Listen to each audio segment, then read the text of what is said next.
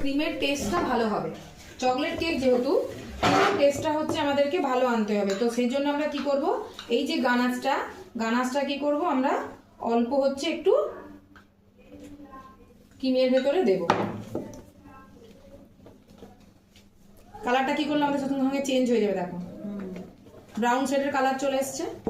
আমি যে ছবিটা দেখিয়েছিলাম তাতে কি ছিল, এরকম ব্রাউন শেডেরই কালার ছিল।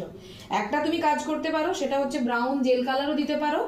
ব্রাউন জেল কালার দিলে কি হবে, কেকের টেস্ট মানে ক্রিমের যা টেস্ট সেটাই পাবে বাইরে, কিন্তু চকলেটের টেস্টটা পাবে না। আর চকলেট কেক মানে কি হয়, চকলেটের টেস্টটাই যেন সব জায়গাতে পায়। তো তার জন্য কি করবে, আমরা ব্রাউন কালারটা হচ্ছে কি করব, অ্যাভয়েড করব।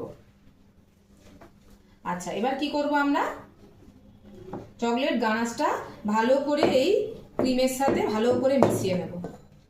গানাশ দেব, নর্মাল চকলেট গলিয়ে দেব না, তাহলে সঙ্গে সঙ্গে দলা পাকিয়ে যাবে ক্রিমটা।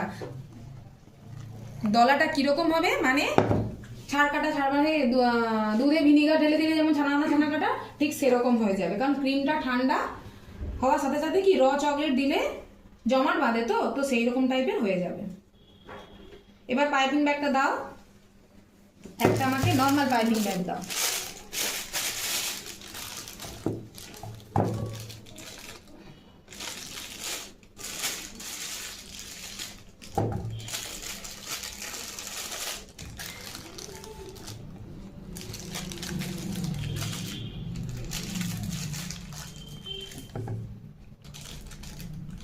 হাইজিন সবসময় মেনটেন করতেই হবে, হোমমেড কেকে কেন, যে কোনো খাবারের দিক থেকে সব কিছু।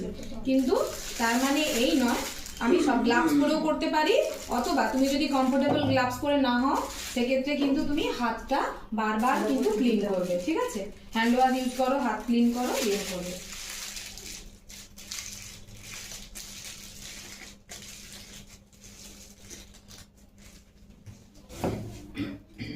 আচ্ছা, কালকে যেটা করেছিলে এইখানটা একটুখানি গর্ত ছিল, ঠিক আছে? এবার এটাকে কিন্তু আমাদের যখন আমরা ক্রিম দেবো ওটাকে কিন্তু কভার করে নেবো, ঠিক আছে? আর সব সময় পাইপিং ব্যাগে ভরেই কিন্তু ক্রিমটা দেবে, খুব ভালো ক্রিম দেওয়া হয়।